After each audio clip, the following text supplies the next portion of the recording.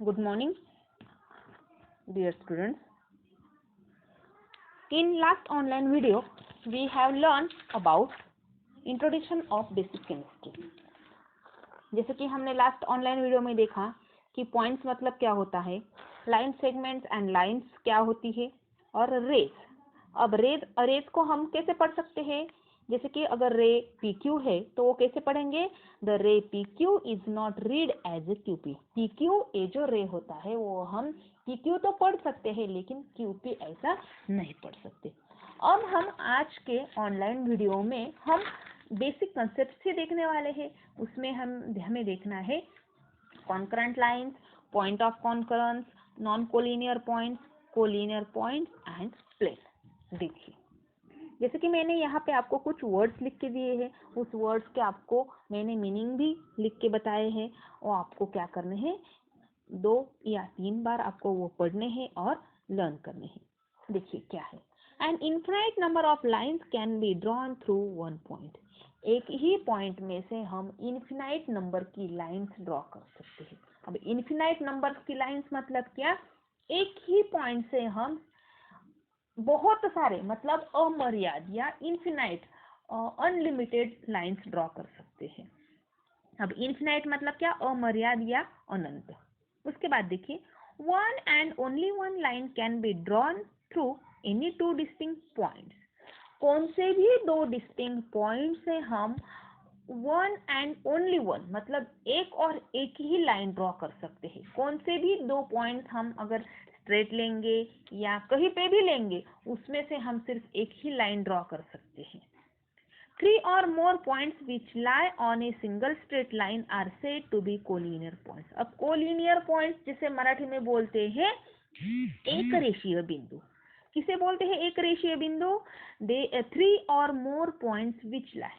3 और 3 से ज्यादा पॉइंट्स जिस सिंगल स्ट्रेट लाइन पे लाए होते, लाए मतलब क्या? उस पे होते हैं. मतलब 3 और मोर पॉइंट से अगर एक स्ट्रेट लाइन ड्रॉ की जाती है तो उन तीनों पॉइंट्स को या 3 से ज्यादा पॉइंट्स को कोलिनियर पॉइंट्स कहा जाता है. उसके बाद है points which do not lie on the same line. अब हमें जितने पॉइंट्स दिए हुए हैं अगर उतने पॉइंट्स एक ही लाइन पे अगर नहीं है तो उसे कहा जाता है नॉन कोलिनियर पॉइंट्स, जिसे मराठी में बोलते हैं नैक रेखीय बिंदु. और नेक्स्ट पॉइंट है प्लेन. प्लेन मतलब क्या? प्रतल. जैसे कि एक बड़ा सा flat surface, a flat surface is called a plane. अब देखो, मैंने आपको यहाँ पे प्लेन ड्रॉ करके दिया है, जैसे कि ब्लैक बोर्ड का पिक्चर है उसके साथ ही मैंने यहाँ पे एक आपको प्लेन ड्रॉ करके दिया है. उस प्लेन को नाम क्या दिया है मैंने? एच. अब देखिए, अब इसमें मैंने चारों डायरेक्शन में क्या किए हैं, मैंने यहाँ पे एरो ड्रॉ किए हैं. अब ये एरो किस लिए है? इसका मतलब है कि प्लेन हम चारों दिशाओं में से कहीं पे भी एक्सटेंड कर सकते हैं. एक्सटेंड मतलब क्या? बढ़ा सकते हैं. यहाँ पे मैंने छोटा प्लेन ड्रॉ किया है. इस एरो का अर्थ क्या होता है कि हम प्लेन ऊपर नीचे दाएं बाएं कहीं पे भी एक्सटेंड कर सकते हैं. मतलब क्या? प्लेन एक्सटेंड होता है, इनफिनाइटली एक्सटेंड होता है. इनफिनाइटली मतलब क्या?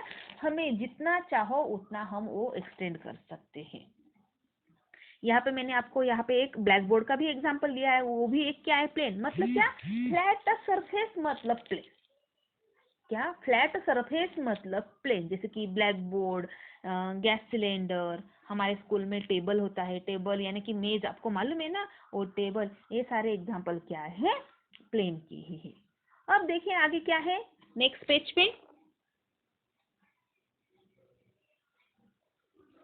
नेक्स्ट पेज पे है concurrent lines.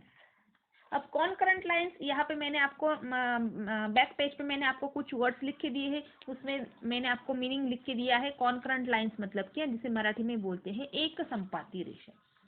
When 2 or more lines pass through the same point. एक ही पॉइंट में से अगर 2 या 2 से ज्यादा लाइंस पास होती है या ड्रॉ की जाती है उसे बोलते हैं कॉन्करेंट लाइंस. नेक्स्ट है point of concurrence. Point of concurrence मतलब क्या? The common point through which they pass is called their point of concurrence. The common point, देखिए जहां से दो या दो से ज्यादा या तीन लाइन जिस पॉइंट से हम ड्रॉ करते हैं उस पॉइंट को क्या बोलते हैं, पॉइंट ऑफ कॉन्करेंस। जैसे कि यहाँ पे मैंने आपको कुछ लाइंस ड्रॉ करके दिए हैं और उस जिस पॉइंट से वो लाइंस ड्रॉ हुए हैं या पास हुई है उसे मैंने पी, ये जो पी नाम दिया है, इसीलिए पी को बोलते हैं पॉइंट ऑफ कॉन्करेंस। देखिए मैंने आपको अभी क्या क्या कौन कौन सी टर्म्स बताई, distinct point, collinear points, non collinear points, plane, concurrent lines और पॉइंट ऑफ कॉन्करेंस।